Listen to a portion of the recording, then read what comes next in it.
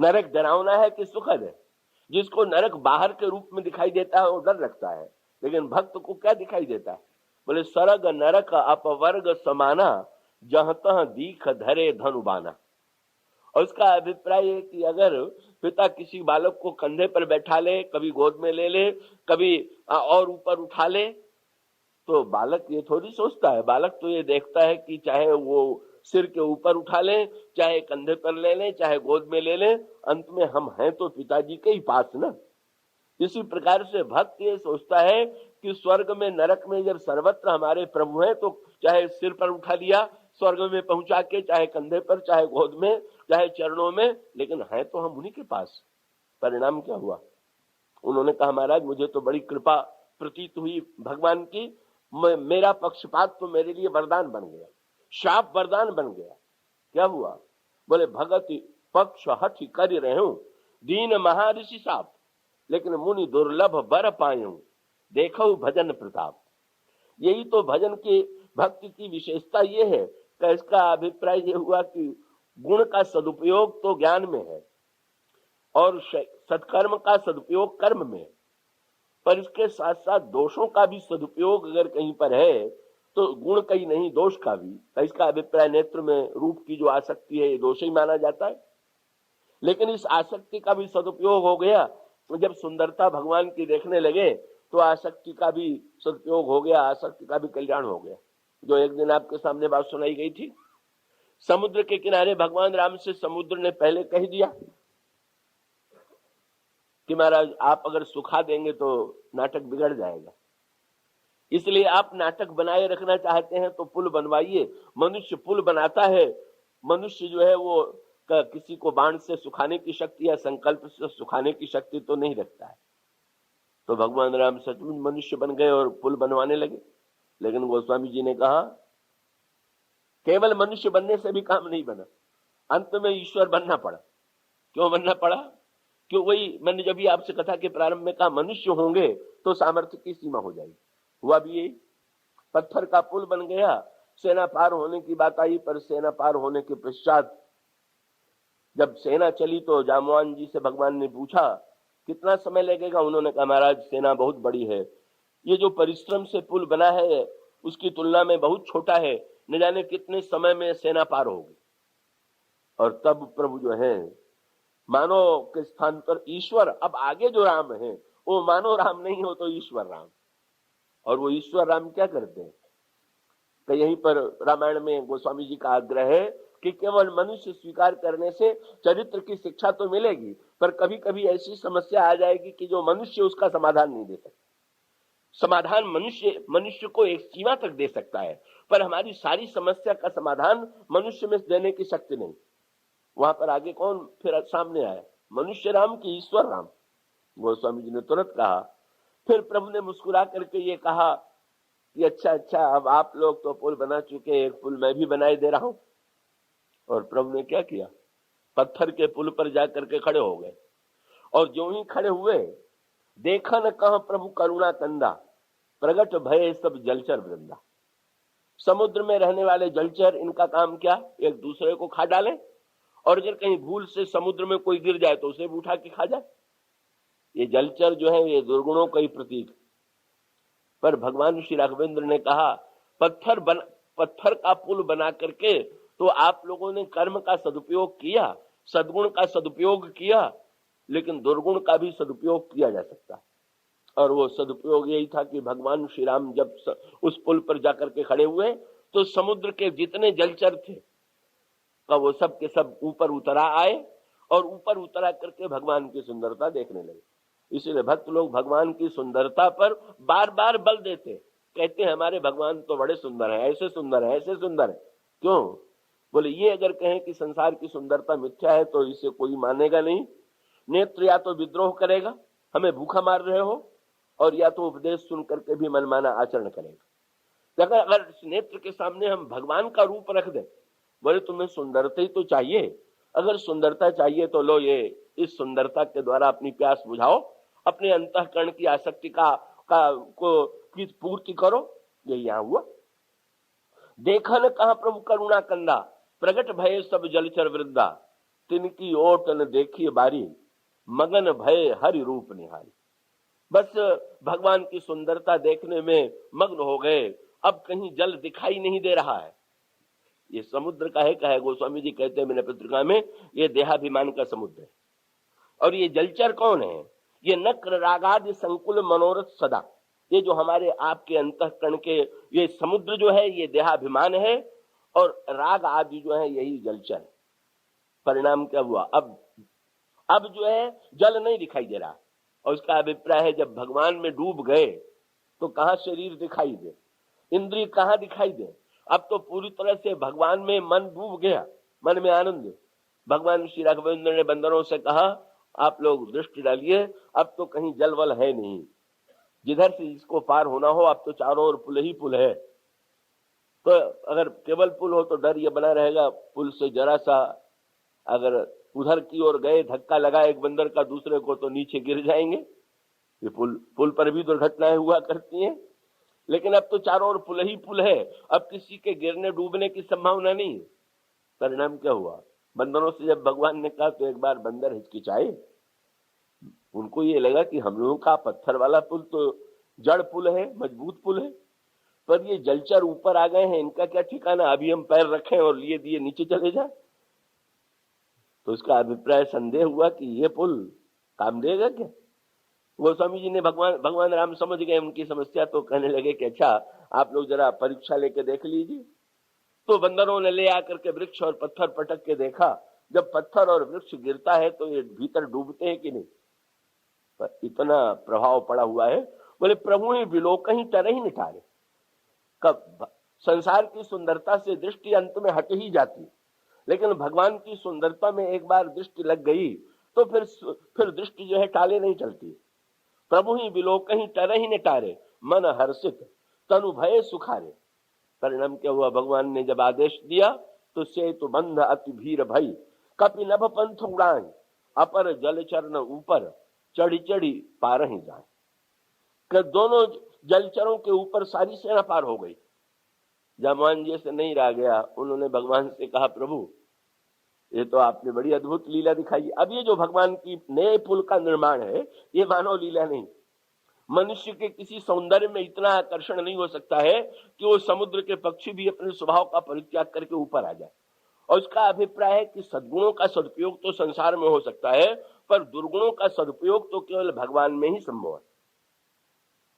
जामवान जी ने कहा महाराज इतना बढ़िया पुल जब आप बना ही सकते थे तो हम लोगों से पत्थर का पुल बनवाने की क्या आवश्यकता थी। पर भगवान ने यही कहा कि भाई इस नए पुल को बनाने के लिए भी आपका पुल जरूरी था। क्यों?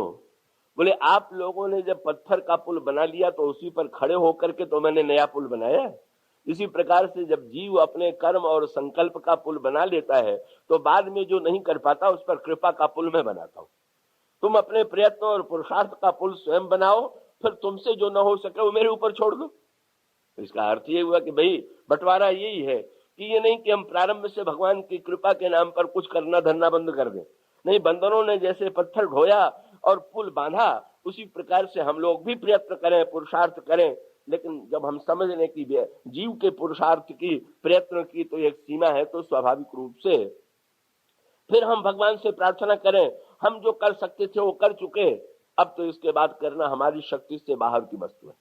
और इसका अभिप्राय गुण का हम कुछ सदुपयोग करें तो कर सकें, पर ये हम समझ लें कि महाराज दुर्गुणों का तो हमारे अपने जीवन में हम न इन्हें हरा पा रहे हैं, न इनका सदुपयोग पा रहे हैं, सदुपयोग कर पा रहे हैं। आप कृपा करके हमारी इनको अपने सौंदर्य की ओर, अपने गुणों की ओर, अपनी लीला की ओर ऐसा आकृष्ट कर लीजिए कि जिससे ये संसार में कहीं भटके ही नहीं।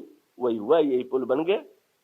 तो भगवान के सौंदर्य का अभिप्राय कि ये जो भगवान के ईश्वरता है, केवल मनुष्य ही राम से काम समस्या का समाधान नहीं होगा। मनुष्य राम होंगे तो उनमें दोष भी होंगे, पर ईश्वर राम होंगे तो जितना हम कर सकते हैं उतना करने के बाद जो हम नहीं कर पाएंगे उसे अपनी कृपा से पूरा करेंगे। इसलिए काकाक बुसुंडी जी ने बड़ी मीठी बात कही। बोले भक्त की विशेषता यह हो गई कि मेरा जो पक्षपात और हठ था, वैसे तो ये अवगुण माने जाते हैं, पक्षपात भी अवगुण माना जाता है, हठ भी माना जाता है। उन्होंने कहा मैंने तो दोनों किया, भगत विपक्ष हठ कर रहे हूं, और दीन महर्षि साहब, मैंने पक्षपात भी किया और हठ भी किया, और ऋषि जी ने क्रुद्ध होकर के मुझे शाप भी दे दिया। पर भक्ति की विशेषता क्या? बोले मुनि दुर्लभ वर पाए। मुनियों के लिए जो दुर्लभ वर था वो मैंने पा लिया। गुरु से चेलाबाजी ले गया। उसका अभिप्राय क्या? उन्होंने कहा कौवा मुझे बन गया, मैं बन गया तो कितने आनंद में रहा। अगर मुनि बन करके मैं अयोध्या में भगवान का दर्शन करने के लिए जाता तो पहले वशिष्ठ जी से मिलना पड़ता, द्वारपाल से मिलना पड़ता, दशरथ से मिलना पड़ता, तब कहीं जा करके वो राम को ला करके दिखलाते। लेकिन कौवा बन गया तो कौवा किसी से पूछ के घर में थोड़ी जाता है। फिर तो मैं सीधे उड़ा और उड़ करके वहां पहुंच गया और आंगन में। अब बढ़िया बात ये हो गई कि बोले पक्षी बनाया तो बहुत बढ़िया, हंस में बनाया जाता तो हमारे बड़े घाटे में रहते, क्योंकि हंस को तो कोई घर में दिखाई नहीं देता है। वो लोग कहते कि यहाँ कैसे आ गया है मानसरोवर का पक्षी, इसको पाल लो, इसको पकड़ लो। मैं पकड़ लिया जाता। और कोई पक्षी बनाया जाता, बोले कौवे ऐसा है पक्षी कि इसको घर में घुसने की पूरी स्वतंत्रता है और वहां पर आनंद ले। तो मैं तो आंगन में भगवान के साथ लरिकाई जहां जहां फिरही, तह तह संग उड़ाऊं, जूठन गिरई अजिर मह सोई उठाई मैं खाऊं। मुनि बन करके वो आनंद कहाँ मिल सकता था? भगवान के साथ साथ कौवा बन करके आंगन में चक्कर काटना, खेलना और भगवान का जो प्रसाद गिरे उसका आनंद से भोजन करना। भगवान राम बड़ा आनंद देने लगे। पर एक दिन माँ ने जब मालपुआ दिया, काकभूषुंडी जी को आशा थी कि भगवान मालपुए में भी कुछ न कुछ भाग मुझे देंगे। तो आज भगवान ने कहा कि भाई ये भक्ति का मालपुआ तो तुमने बहुत दिन खाया, अब जरा ज्ञान का भोजन भी आज तुम्हें मैं दूंगा। तुमने तो वचन दिया था लोमस जी को कि भर लोचन विलोकियो देशा, तब सुनियो निर्गुण उपदेशा। तो तुम तो इतने रस में डूब गए आनंद में कि अब तो सुनने जाने वाले हो नहीं। तो तुम सुनने जाने वाले नहीं हो तो तुम्हें हम दिखा देते हैं। और फिर वहां पर वर्णन आता है, भगवान ने जब मालपुआ नहीं दिया तो रूठ करके भागे, और भागे तो पीछे पीछे भगवान की भूला। और वहां पर सूत्र दिया गया, लरिकाई जहां जहां भगवान जिम जिम दूरी उड़ाऊं आकाशा, तहां प्रभु भुज देखूं निज पासा। लेकिन गरुड़ जी ने पूछा, जब भगवान की भुजा पास में थी तो भगवान की भुजा ने पकड़ क्यों नहीं लिया? बोले कठिनाई ये थी कि जुगा अंगुल कर बीच सम राम भुज ही मोहितात। हमारे और भगवान राम के बीच में 2 अंगुल की दूरी थी। बस ये भगवान ने वेदांत का परम जो सिद्धांत था वो बता दिया। और परम सिद्धांत ये था कि वस्तुतः जीव और ब्रह्म में दूरी काहे की है? बोले केवल नाम और रूप के जो 2 अंगुल की दूरी है, यही हम में तुम में दूरी है, और कोई हम में तुम में दूरी नहीं। पर जब भक्त से भगवान ने पूछा तो भक्त ने बहुत बढ़िया बात की, नाम रूप की दूरी मिटाने का उपाय क्या है? तो ज्ञानी को उपदेश मिला, नाम रूप से ऊपर ईश्वर है, तुम भी नाम रूप से ऊपर उठ जाओ। पर भक्तों ने कहा कि महाराज एक उपाय ये भी तो है कि अगर आप ही उतर करके जरा नाम रूप में आ जाए तो भी तो दूरी मिट जाएगी। अगर नीचे वाला ऊपर जाए तो भी दूरी मिटे, ऊपर वाला नीचे आवे तो भी दूरी मिटे। बल्कि नीचे से ऊपर जाने का झंझट बहुत बड़ा। भक्तों ने भगवान से बहुत मीठी बात कही, बोले प्रभु हम अकेले, हम लोग करोड़ों और आप अकेले ऊपर, तो आपको अगर नीचे उतरेंगे तो कम परिश्रम पड़ेगा, और हम लोग अगर एक एक करके उठेंगे तो न जाना कितना समय लग जाएगा। इसलिए आप हमको बुलाने के स्थान पर आप ही उतर करके आ जाइए और हमारे बीच में नाम भी स्वीकार कर लीजिए, रूप भी स्वीकार कर लीजिए, हमारे जैसे बन जाइए, मनुष्य बन जाइए, हमारी समस्याओं को जीवन में स्वीकार कीजिए और उसके बाद का हम मानव जीवन की धन्यता भी बताइए, हमारी इंद्रियों को भी धन्य बनाइए, हमारी बुद्धि को भी धन्य बनाइए। ये तभी संभव होगा कि जब आप निर्गुण से सगुण बने, सगुण से आप मनुष्य बने और तब लीला करें। मनु और शत्रुपा ने भी भगवान को नाम और रूप में उतार लिया। भगवान सामने नहीं आए मनु और शत्रुपा के सामने, बोले भाई मेरा नाम नहीं, मेरा रूप नहीं। पर भक्त ने बार बार भगवान को जब नाम दिया, भक्त लोग भगवान को नाम देते रहते, और नाम देने में बहुत बड़ा लाभ यह है कि जब भगवान का नाम बहुत हो जाता है तो उनको बदनामी की चिंता भी बहुत हो जाती है। भक्त बड़े चतुर हैं, समझ गए इनका कोई नाम नहीं होगा तो बदनामी से भी नहीं डरेंगे। पर अगर नाम हम लोग, चले भक्त लोग बढ़िया से बढ़िया चुन के नाम भगवान को देखते हैं। तुलसीदास जी से भगवान ने पूछा, तुम्हें सबसे नाम मेरा कौन सा पसंद है? बोले मैं हरि पतित पावन सुने, मैं तो आपका सबसे अच्छा नाम पतित पावन नाम मानता हूं। तुम्हें वो नाम अच्छा लगता है? बोले अच्छा तो लगता है, पर यहाँ आने पर अभी लगता है कि ये नाम आपका सही नहीं दिखाई दे रहा, नाम कुछ और हो, गुण न हो। जब आपकी सभा में एक भी पतित नहीं है तो आपका नाम पतित पावन नाम किस काम का? भगवान ने कहा कोई उपाय?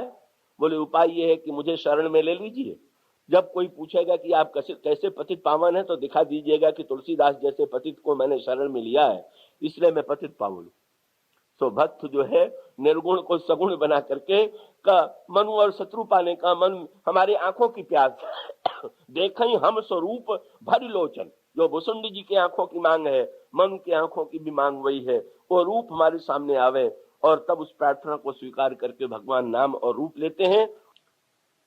तो इस ज्ञान के द्वारा व्यक्ति की बुद्धि को एक प्रसन्नता तो होती है, लेकिन प्रसन्नता के साथ साथ इस ज्ञान के द्वारा व्यक्ति को तृप्ति का अनुभव नहीं होता। तो ये दोनों बातें बिल्कुल अलग है। का आम का ज्ञान जो है वो व्यक्ति की बुद्धिमत्ता में वृद्धि करता है, लेकिन उसकी तृप्ति की समस्या का समाधान नहीं देता। तो व्यक्ति जब उसकी तृप्ति की समस्या का समाधान ढूंढता है तो वो यही तो करेगा कि उस विशाल वृक्ष में से उसको अपनी तृप्ति के लिए जितने फलों की आवश्यकता हो का उतने फल ले ले और उस फल को उसका आस्वादन करके वो अपनी का क्षुधा को, अपनी भूख को मिटाने में समर्थ। तो ठीक इसी प्रकार से ज्ञान और भक्ति का तात्पर्य ये है, ज्ञान और भक्ति का मुख्य अंतर यही है कि जहां पर ज्ञान में ईश्वर की अनंतता और असीमता का बोध होता है का वहीं पर अनंतता और असीमता का बोध होने मात्र से समस्या का समाधान नहीं होता। तब उस समस्या का समाधान ढूंढने के लिए भक्ति की आवश्यकता है। तो यही बात तो रामचरितमानस के प्रारंभ में दो परस्पर पूरक प्रसंगों के माध्यम से कही गई। तो मनु और शत्रुपा के संदर्भ में भी इसी को प्रस्तुत किया गया और दूसरा प्रस्तुत किया गया देवताओं के और ब्रह्मा के द्वारा की जाने वाली प्रार्थना के संदर्भ में। अब इसमें दोनों में अंतर यह है कि भगवत प्राप्ति की, भगवान के उपलब्धि की आवश्यकता के दो कारण हैं। का एक तो आंतरिक और दूसरे बहिरंग, और एक कारण है व्यक्तिगत और दूसरा कार्य है सामूहिक। का दोनों रूपों में श्री रामचरितमानस के प्रारंभ में इसे प्रस्तुत किया गया। और इसका अभिप्राय यह है कि कभी भले ही समाज को ईश्वर की आवश्यकता का बोध न हो रहा हो, लाखों व्यक्ति ऐसे हो सकते हैं कि जो ये कहें कि नहीं, हमारे जीवन में ईश्वर की कोई आवश्यकता नहीं। तो ऐसी परिस्थिति में अगर ईश्वर की आवश्यकता उनके जीवन में नहीं है तो ईश्वर के उपलब्धि का प्रश्न भी, उसके मार्ग का प्रश्न भी उनके सामने नहीं। तो ऐसी स्थिति में रामचरितमानस में ये कहा गया कि अगर एक व्यक्ति के अंतःकरण में भी ईश्वर को पाने की तीव्र उत्कंठा है तो ईश्वर को पाने की उस तीव्र उत्कंठा के द्वारा कब वो ईश्वर को अपनी इच्छा, एक उसको दृष्टांत के रूप में गोस्वामी जी की दो पंक्तियों के माध्यम से स्पष्ट करूं मैं, मनु के संदर्भ में आता है। फिर वही कि ईश्वर को यदि एक व्यक्ति के रूप में देखें तो ऐसा लगता है कि ससीम है, और उसे अरूप और निर्गुण के रूप में देखें तो लगता है कि असीम। तो ये जो असीम को, ये ईश्वर की असीमता, यही ज्ञान का उद्देश्य है। और ईश्वर असीम, ईश्वर को हम अपनी भावना की तृप्ति के लिए ससीम बना लें, ये भक्ति है। बस इन दोनों का मुख्य सामंजस्य जो है वो इसी रूप में सामने आता है। और इसके लिए मनु बड़े सुंदर सार्थक शब्द का प्रयोग करते हैं। ईश्वर के संदर्भ में बड़ा विवाद है, उसके रूप को लेकर के, उसके स्वरूप को लेकर के, उसके गुणों को लेकर के धर्मों में और संप्रदायों में अलग अलग मत है। और बहुधा दिखाई ये देता है कि एक संप्रदाय और एक मत वाला व्यक्ति जो होता है वो दूसरे संप्रदाय और धर्म की मान्यता को स्वीकार नहीं करता। ईश्वर को स्वीकार करने पर भी मान्यताओं में भेद। अगर ये प्रश्न किया जाए कि रामचरितमानस के संदर्भ, ईश्वर के संदर्भ में रामचरितमानस की क्या मान्यता है, तो इसका उत्तर मनु और शत्रुपा के प्रसंग में भी दिया गया। और फिर दूसरा प्रसंग इसके तुलनात्मक रूप से मनु और शत्रुपा की साधना जो है वो व्यक्तिगत साधना का, उनके जीवन में बहिरंग दृष्टि से समग्रता थी, बहिरंग दृष्टि से उनके जीवन में कोई समस्या नहीं थी, पर इतना होते हुए भी उन्हें प्रतीत होता है कि जैसे जीवन में जिस परम तृप्ति का बोध होना चाहिए, जिस पूर्ण आनंद की अनुभूति का अनुभव होना चाहिए, का उस स्थिति का उदय नहीं हुआ। और तब उन्हें लगता है कि जब तक हम पूर्ण को पाने में समर्थ नहीं होंगे तब तक हमारे जीवन में बाह्य और अभ्यंतर दोनों दृष्टियों से पूर्णता नहीं आ सकती है। और इस संकल्प को लेकर के वे निर्गुण निराकार ब्रह्म को सगुण साकार बनाना चाहते हैं। और दूसरा एक पक्ष सामूहिक है, और वो सामूहिक पक्ष है कि एक और समाज में रावण जैसे व्यक्ति का जन्म हो चुका है, और रावण के चरित्र का विश्लेषण जो किया गया है, रावण का व्यक्तित्व तो बड़ा अद्भुत है, बड़ा जटिल है। कईयों कह सकते हैं कि रावण के व्यक्तित्व की समस्या का समाधान समाज में उस समय देने की सामर्थ्य नहीं रह गई थी, और उसका सबसे कठिन कारण ये था कि समस्याओं का समाधान देने के लिए व्यक्ति ने वर्ण व्यवस्था का निर्माण किया, और उसका अभिप्राय है कि प्रत्येक व्यक्ति अपने अपने धर्म का और अपने कर्म का सदुपयोग यदि करे तो उसका परिणाम ये होगा कि समाज में समस्याएं उत्पन्न नहीं होंगी और परस्पर एक दूसरे के पूरक बन जाएंगे। तो अब इसी दृष्टि से रावण के व्यक्तित्व की जटिलता क्या है, जो रावण की समस्या का समाधान नहीं मिल रहा है। रावण के व्यक्तित्व की जटिलता यह है कि उसका जन्म जो हुआ है वो पुलस्त के कुल में हुआ। विश्रवा मुनि के पुत्र के रूप में उसने जन्म लिया, और शास्त्रों का वो महानतम पंडित। तो इसका अभिप्राय यह है कि ब्राह्म धर्म भी उसके जीवन में परंपरा के रूप में प्राप्त है, पर उस शास्त्र के साथ साथ रावण के जीवन में जितना शास्त्र और ब्राह्म धर्म है उतना ही तेजस्वी क्षात्र धर्म भी है, क्योंकि वो शस्त्रों का ज्ञाता है। तो यूं कह सकते हैं कि रावण के जीवन में शस्त्र और शास्त्र दोनों। तो परिणाम ये होता है कि रावण शस्त्र और शास्त्र इन दोनों का सामंजस्य होना तो बहुत बढ़िया बात है। इसका अभिप्राय है अगर व्यक्ति के जीवन में केवल शस्त्र हो तो भी अधूरा है, केवल शास्त्र हो तो भी अधूरा है। इसलिए अगर शस्त्र और शास्त्र दोनों का सामंजस्य हो जाए तो जीवन में पूर्णता आ जाए। पर रावण के व्यक्तित्व की समस्या यह है कि रावण के व्यक्तित्व में शस्त्र का भी दुरुपयोग है और शास्त्र का भी दुरुपयोग है। इसका अभिप्राय यह है कि अपने पांडित्य के द्वारा न तो समाज को प्रकाश देता है न तो ज्ञान देता है, अपितु अपने पांडित्य के द्वारा दूसरों को मूर्ख सिद्ध करने की चेष्टा करता है। पांडित्य के दो ही परिणाम होते हैं, या तो पांडित्य के प्रकाश के द्वारा आप का दूसरे के जीवन में प्रकाश देने की चेष्टा कीजिए, ज्ञान देने की चेष्टा कीजिए, और या पांडित्य का उपयोग हो सकता है कि व्यक्ति अपने पांडित्य का अहंकार लेकर के दूसरों को विवाद और तर्क में हरा करके मूर्ख सिद्ध करने की चेष्टा करे कि तुम मूर्ख हो और मैं पंडित हूं। तो अगर विद्या का प्रयोग दूसरों को मूर्ख बनाने में किया गया, रावण यही करता है।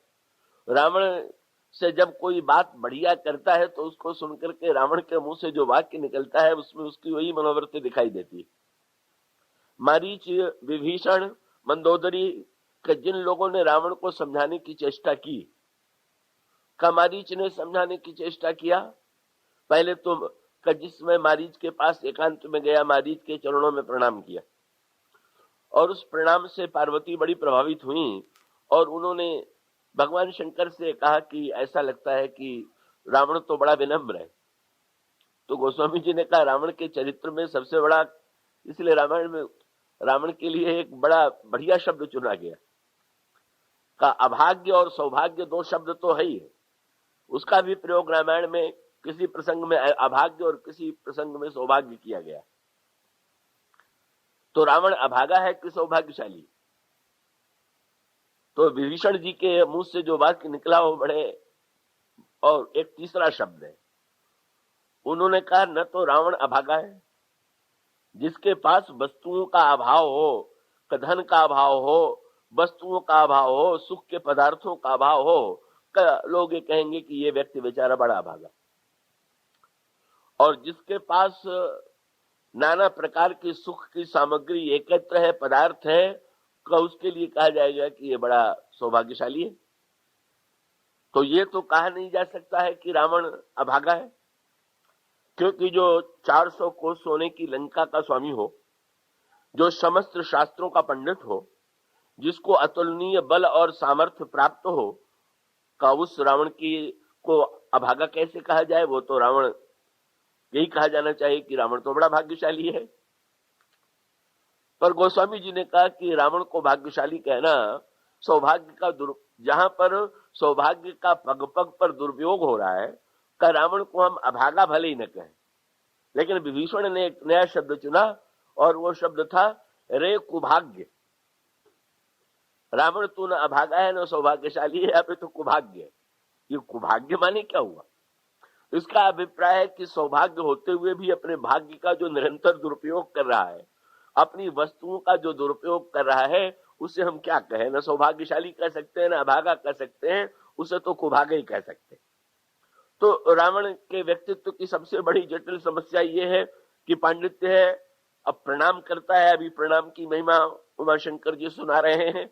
रावण ने मारीच को प्रणाम किया, लगा बड़ा सभ्य है, बड़ा शिष्ट है, लेकिन प्रणाम का जो उद्देश्य है जब वो पूरा हो तो प्रणाम करने की सार्थकता है।